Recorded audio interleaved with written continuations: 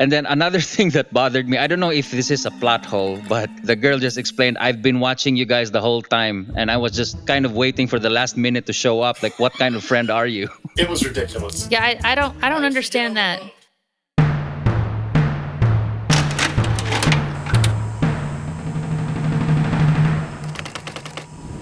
Shall we begin?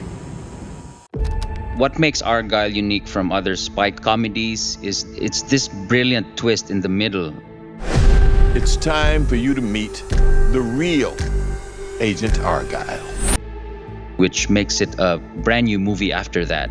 Mm-hmm. But along the way, it's filled with plot holes, especially at the end. It was like, can I forgive this? Henry Cavill is this spy. With an amazing hairstyle. Yeah, he's the James Bond type. And then there's Dua Lipa, which is the villain. She's the Bond girl. And then suddenly, it turns out that it was just a book. Author of Argyle series, Ollie Conway! How do you make this spy novel that is just feels so real and feels so detailed? You said research. But later on, we know that it's not kind of that. But it's strange because when you look at her desk, she does have all this research all around. She really is investigating these thoughts that are getting into her brain to tell these stories.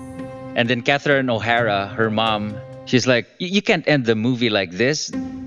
What happens next? It's called a cliffhanger, Mother. Ellie, it's called a cop-out. You have to tell the audience where this master key is. This master key is this file that contains a list of names of bad people, which is, a very typical MacGuffin. But there's a reason why Catherine O'Hara is pushing it, because it turns out that she's not her real mother and that she's actually a spy. Sam Rockwell saved her from bad guys on the train. Which made me think of Night and Day, that Tom Cruise, Cameron Diaz movie when they're on the plane and everybody on there is a bad guy and Tom Cruise is, killing everybody on the plane. Same thing here. Sam Rockwell is killing everybody. Here we go. And then they're finally in the hotel. She takes a shower. She's kind of coming to grips with some things. And then she overhears him in the shower when he says, I really just want to put a bullet in her head. And she's just like, and then she ran away. And then she ran away and called mommy and daddy. When Bryan Cranston appeared, oh crap. It's like, what is this? I thought they're going to all be dead. But then we said, oh, hi, Dad. That was a good twist. I did not saw that coming. Yeah. I did find it suspicious that they didn't show the dad. So I kept wondering, when are they going to show this dad? So I knew it was going to be a big reveal. Like, it's going to be somebody we know. I didn't know it was going to be Bryan Cranston, but I was like, there's something suspicious about the reason we never see the dad. And I didn't think that at all because I'm a girl. I call my mom all the time, and I only talk to my mom. Not in a bad way, but it's just like a girl calls her mom. Ellie said, I ran away because you said you wanted to put a bullet in my head, and then... He was like, you take it too literal. Your mom just tried to shoot you. What happened after that? They start driving to Samuel L. Jackson's. It's time for you to meet the real Agent Argyle. And then that's when it was revealed that Argyle actually means Agent R. Kyle, which is her. The novels you've been writing are not imaginations, they're memories of who you were. Right. Now, this is a totally different movie. Like, what is this? All of a sudden became a Jason Bourne thing. Like, oh, I'm in. I want to find out more. That surprised me. It did, because the entire time of the movie, she's flashing between Aiden, Sam Rockwell's character, to Argyle. So in my head, I had accepted that Aiden was indeed Argyle. That's good. That's a good point. Okay, then you start rooting for her in a different way. You know what I mean? Of becoming, the kick-ass spy person, They found out that the master key is with Sofia Boutella. She's the keeper of secrets. And they're like, okay, you need to be this woman, remember? You need to remember who you are. You got to be this woman. And then she looks into the thingy and she sees Argyle, and Argyle's talking to her like, you know who you are, you're strong enough. And then she completely changes persona in front of, what's her name? Yeah, her eyes just changed. Like her whole demeanor just whoosh. She was suddenly this kick-ass, confident spy woman. And I loved the way they did it, because thinking back to Captain Marvel, We were just getting shoved all this stupid. It was very enjoyable. I didn't feel like there was a message trying to get across. It just was crazy, but it seemed like a natural evolvement. It was really well done. It was really, really well done. And then when Ellie looked at the file, she was in it. Of course, they take Sam Rockwell, Aiden's character, and then they can't break him. He's not telling them where Samuel L. Jackson's character is. And so she's like, oh, I'll get it out of him. And then he tries to tell her, listen, even back then, you didn't kill me. Somewhere deep inside of you is that good person. That Ellie author person is a part of who you are. You're really good. This is not who you are. And it was just a really great scene. And then she just takes out the gun and shoots him. I was not expecting that. But they're going to twist this somehow. Not the whole, I've got a bulletproof vest on. Like, she really shot him and there's blood. And so I was like, okay, how is this movie going to pull that one out now?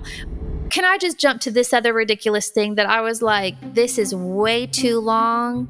The very long dance smoke gun thing with them coming out of the ammunition room, that could have been way shorter and it would have been more fun. It was so long, it took out all the fun and silliness of it and then made it so super stupid. For me, I enjoyed that. I thought ice skating on oil was just too stupid. Ice skating on oil too. Yeah, that was stupid too.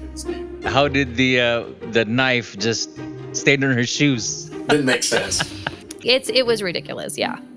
So it nails the point that when she had a coma and forgot everything, she became a good person. She went back and that's who she really is. She was still sweet. She was very good. She liked cats. Now we go to the final scene where Catherine O'Hara plays this music box and it puts Ellie in a mind control state. In the hospital, they're hypnotizing her. They're bringing her real memories. That's what Aiden said. They brought some of your real things like her ice skating trophy and this music box to mush up her mind with a real memory, but with the memory that they're going to make it. The plot hole is that I didn't know that she could snap back in and out of that mind control that fast. She was hypnotized for 5 years and there was no music box playing the whole time. I was going to say, I think the hypnotizing thing was just suppressing her memories and creating new memories so they could find out where things were. And I think the music box was kind of like the fail-safe. They did that in Winter Soldier. Yeah, she says a bunch of random words and then suddenly Sebastian Stan is now mind controlled. But it wasn't established, so that was just like, wait, no. She can snap in and out that fast? And another plot hole is the girl that died earlier was alive after all, and then she destroyed the box, killed Catherine O'Hara. You saw that one coming.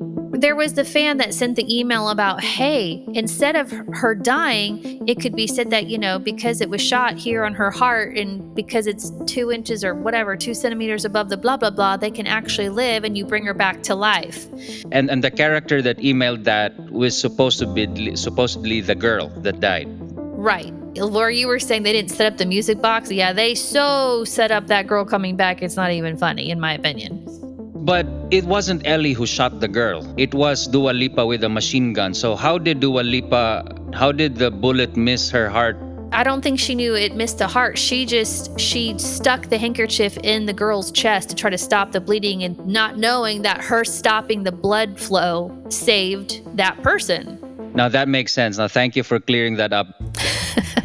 And then another thing that bothered me, I don't know if this is a plot hole, but the girl just explained, I've been watching you guys the whole time, and I was just kind of waiting for the last minute to show up. Like, what kind of friend are you? It was ridiculous. Yeah, I don't understand that.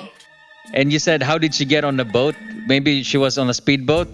She said she worked her way into, on their staff and into their company, essentially, to be there when they needed her. At the very last second. It was a cheap twist, Deus Ex Machina. That's what it was.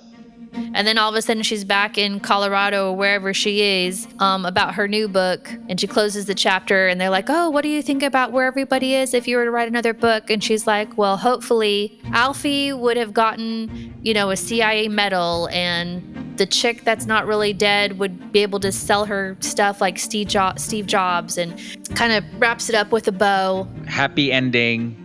Then credits rolled, but if you wait 5 minutes, there's a prequel to part 2, which is book 1, where the bartender asks, "What's your name?" And then, "I'm Argyle." But he says a different first name. Yes, something Argyle. So that tells us that the next movie is gonna be the origin story of Argyle, which is basically Dallas Bryce. Are you looking forward to it? I mean, if they really make it, I'm sure I'll see it. If you want to be entertained, it's just fun, turn your brain off and enjoy the time.